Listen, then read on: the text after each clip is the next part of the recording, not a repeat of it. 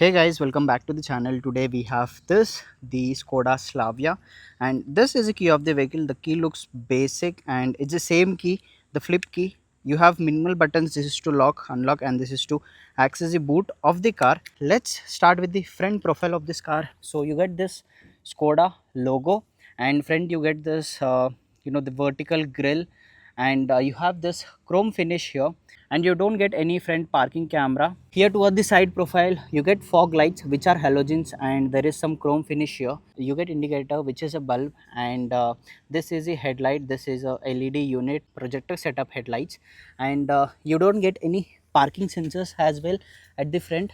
And here is a towing hook. The bumper is finished in the body color. Coming to the side profile you get diamond cut alloy wheel, and coming to the tire size it's 205/55 R 16-inch. So front you get disc brakes, and you can see the Skoda logo here, and this is a suspension, the MacPherson stunt, and you can see the Skoda badging here and chrome finished here, and this is the ORVM, and this is operated electrically. You get request sensor for the driver, and you can also see some chrome finish here. And rear you don't get any disc brake. Rear it's drum brake, and it's the same 16-inch. And yeah, I like the alloy wheel design. Here is a fuel lid, and the fuel capacity is 45 liters, and this particular car is a petrol car. And yeah, the Slavia is obviously available in petrol. There is no diesel variant available, and you get this chrome finish here. The glass area is good, and this is the top view of the car. You get this electronic sunroof and a shark fin antenna, and the wheelbase is around 2500 or 600 and the length of this car is 4.5 meter. It's above 4.5 meter. And I'll show you the rear profile. So this is the rear profile of the car. You can see the Skoda badging here. Earlier, you used to have the logo. Now you don't have the logo. You have that Skoda written, and the Slavia badging, which again has this chrome finish. You get parking sensors at rear. You get three parking sensors at rear. There are no side parking sensors, and you can also see the reflector here and a chrome finish. This is a reverse parking camera. This is a side profile of the car, and you can see how the car is curated. So you can see the body lines. It's very sharp, and chrome finish on the door handles. And for the co-passenger also you get a request sensor. It looks very sharp, and it's identical to the Virtues. Just the front and the rear design, it's a bit tuned. And I'll show you the engine. So for that you need to open this. The hood is light surprisingly, and there is no insulation. And this is the engine. You have the engine cover in place, and this is a 1.5 liter TSI engine, 4 cylinder, which produces 148 bhp of power and 250 newton meters of torque. The hood is very light. So this is the exhaust. For the 1 liter you get single exhaust, and this is a 1.5 liter, so you get dual exhaust here. And I'll show you the boot space. So for that you need to press this. So this is boot, and the boot space is around 520 liters. Here you don't get any hook. There is no light as well here, and the insulation could be some better. This is a spare wheel. This isn't an alloy, and there is a cross cutting, and the wheel size is 16-inch. Let me shut this. This is the interior of the Skoda Slavia. And coming to the steering wheel, this is not a flat bottom steering wheel. You get 2-spoke steering wheel, and the horn is decent. You get this Skoda logo here, which is small, and I especially like this controllers. So this particular left side, it's for the volume control, and this is for the voice commands, and this is to tune the channel. And this particular controls is to operate the instrument cluster. So I'll show you the features that we have here. So let's navigate. We have various options, settings here. There's no display, driving data, economy, that's the fuel economy, average fuel economy, distance and time traveled, average speed, gear display, oil temperature, audio, and telephone. And you have some telltale lights here. This is for the fuel range, and you have the temperature range here. So you have some black finish here, so it gives a aggressive look. And the AC vents, they are finished in circular, and this dashboard is designed in multi-tone. So you have black, and you have some gold finish here, and you also have some gloss black finish here. You can see the scratches here, so yeah, this will easily prone to scratches. And there is also some black finish here. The plastics are hard. And this is the glove box. The glove box is cool glove box, and the storage is minimal here. And center you get two AC vents. This is the hazard light, and you get a 10-inch infotainment system, and this is a 8-inch instrument cluster. And down below, you can see slight chrome elements added here, and this is also gloss black finish. And here also the AC controls, you get automatic climate control, single zone automatic climate control, and air purifier. So this is for the temperature control, and this is for the fan speed, and this is the max. And you get wireless charging pad here. There is also some storage space here, and yeah, this gives nice grip, a rubber grip. And this is a 7-speed gearbox. You get park, reverse, neutral, T. This is the drive mode, and you also get sports mode, and you can also take manual controls of this car. I'll show you while driving. And you get two dummy buttons here, and here you have this ventilated seats. This two lights indicates the maximum speed, and if you press once, you'll get single light. That means the fan speed is low. And you get lock and unlock button here, and you have leather finish here. There is also chrome elements added to this. And you get a 12-volt charging socket here, and there is a small storage to place in your key. And you get manual handbrake, twin cup holders. And center you get a slidable armrest, and this is leather finish. And underneath you get decent amount of storage space, which is a good thing. And seats are very comfortable. The headrest can be adjusted, and the seat bolstering is also very good. These are ventilation seats, and these are fitted from the showroom itself. And the interior is finished in dual tone, the black and beige interior. And you get OVM, which is not a auto dim, surprisingly. And here you get cabin lights, which are LEDs, and you need to operate using the switches here. And front driver doesn't get any mirror. There is no light for the sun visor. And for the co-driver, there is a mirror, but there is no light here. And you get electronic sunroof, and you need to manually open this sunshade. And let me open the sunroof. So by pressing this button, you can open the sunroof. The glass area is good. It gives in fresh air, but it's not that wide enough for a person to stand. So let me close this. You need to manually close. And you get 6 airbags in standard. You can see the airbag written here. For the doors, inner door handles are finished in chrome. And you can also see this gloss black finish here. There is some design here, and the materials used are hard plastics. And here you get this control of the ORVM. Storage wise, you get decent amount of storage spaces. You can easily fit in 2 liter of water bottle here. So these are the pedals. You get accelerator, brake, and there is proper dead pedal there. This pedal doesn't get metallic finish. Two charging sockets, type C charging sockets. This is the rear space. I have pushed this seat all the way front, and this is the legroom I get. And for your information, I'm 5'11", and the seats are scooped out, and you get magazine holders and also a mobile holder here. And this is the dashboard view of this car. And center you get AC vents here, two type C charging sockets. You get cabin lights here, which are again LEDs. And rear you get proper 3 headrest, and the seating is also very good. And seats can be splitted into 60/40, and you get 2-step recline functionality. And this is the center armrest. You get twin cup holders, and this is all leather finish, and it's very smooth. And rear also you get decent amount of storage spaces. And the door handle, it's finished in chrome again. You get the splitters on the doors. So the glass area is very good. You get a handle to hold here. There is also a handle to hold, and also a hook. There is also a hook here.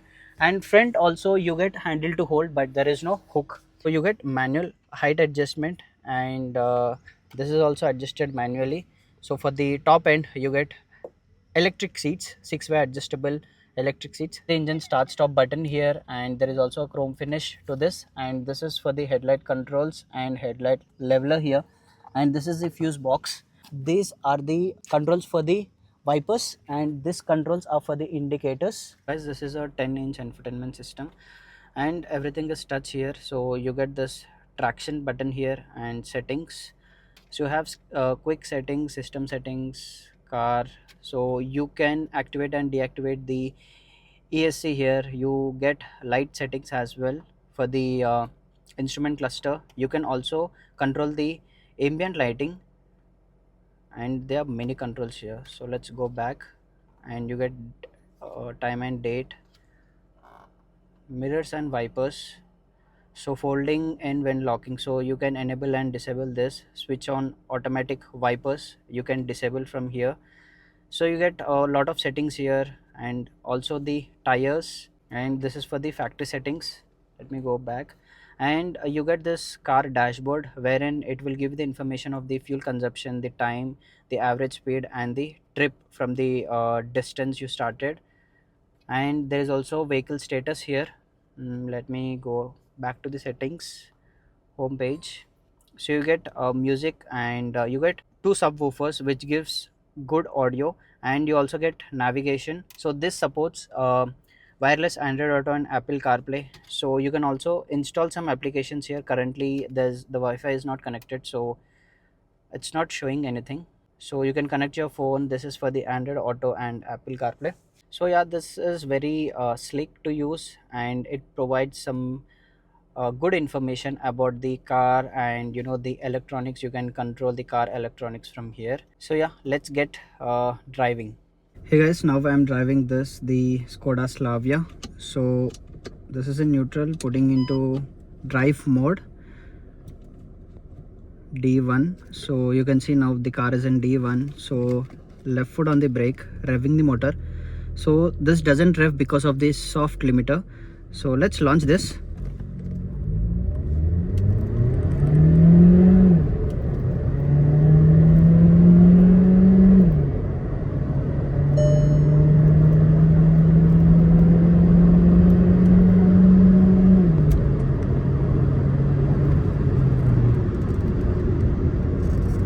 This is mind blowing. Like, the gates are tall gate, and the braking is also very crisp here.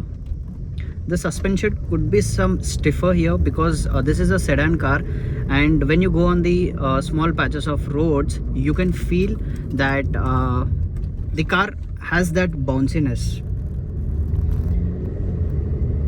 And when you rev this, you can feel some small jerks while the gear shifts are happening. And this is a 7-speed gearbox, and this is a DCT gearbox, the dual clutch transmission. And you get two gearbox options, like the wet and the dry. So this is a dry gearbox. So the difference between the wet and dry gearbox is, the dry gearbox, it's very easy to maintain, and it's cost effective. And during the city run, there is a disadvantage, like the car engine gets heated up. It's ideal for the long run, but wherein the wet clutch, it's good for the city conditions because of the oil that is used. And coming to the car dimensions, I have the clear visibility of the road in spite of this car being a sedan. Let's put this in sports mode activated. So revving the motor, launching this.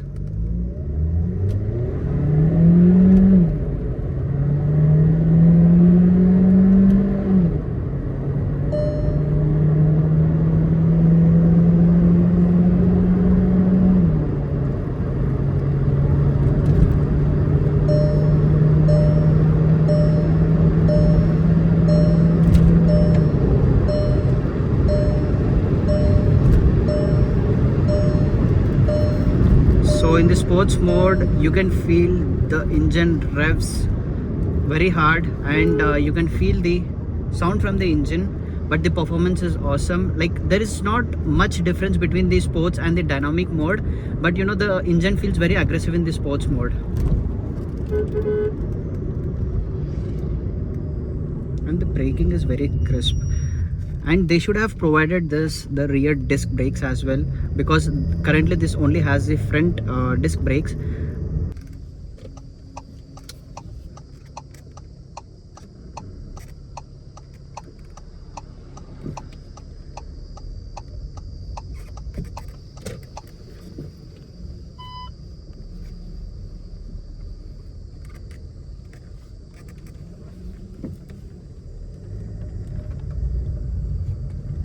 So this gets two engine options. One is a 1.5 liter petrol engine that produces around 148 horsepower and 250 newton meters of torque, and you can feel that torque in the city conditions. Whenever you lift your leg from the pedal, the brake pedal, it will automatically push the car.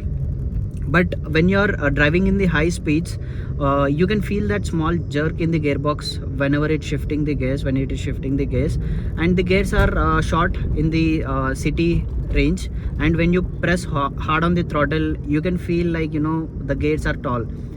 And yeah, the second engine is a 1 liter which produces less horsepower, that is around 117 118 horsepower, and the torque is also very less, it's 178, and that is better for the people who are looking for the fuel efficiency. And currently this particular car, this variant, is returning around 7 to 8 kilometers per liter, that too in the drive mode in the city conditions. So if you drive this in the sports mode, it will only return a mileage of 4 to 5. So yeah, you need to drive this car very calmly, and if you're someone who is looking for a fuel efficient with the same looks, exact looks, then go for the 1 liter engine. It doesn't make much difference, but end of the day it's the power. So if you're a car enthusiast and want the feel and feedback from the engine, then definitely you need to consider the 1.5 liter. And rest, you also get a manual option, the petrol manual, and it's awesome. Like the top speed comes around 7 seconds in the manual, wherein for the automatic it's slightly higher. And there's a difference of 1 lakh 1.5 lakh difference between the automatic and the manual gearbox. The automatic is bit expensive, and it is also expensive to maintain.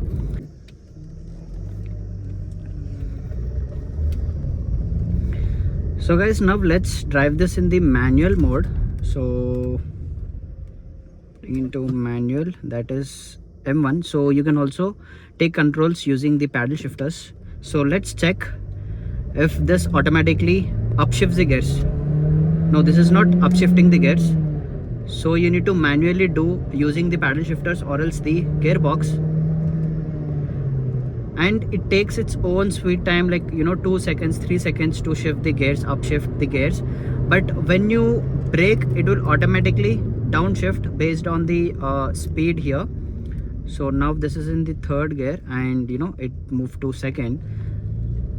Let's try to launch this again. So yeah, it is taking its own sweet time to manually shift the gears. So it's not that fun driving this manually. You can only use this particular feature when you're driving, or you're on the highway, and if you want to quick overtake a car, you definitely need to use that paddle shifters. So putting back this into the drive mode, so D2. Front, you get MacPherson stunt, and it feels bouncy. So maybe the next generation, if Skoda is launching a RS version of this Slavia, then they need to definitely work on the suspension, and also they need to decrease the ground clearance, so that even if you're cruising at high speeds, the car feels stable. And there is no body roll at all in this car. And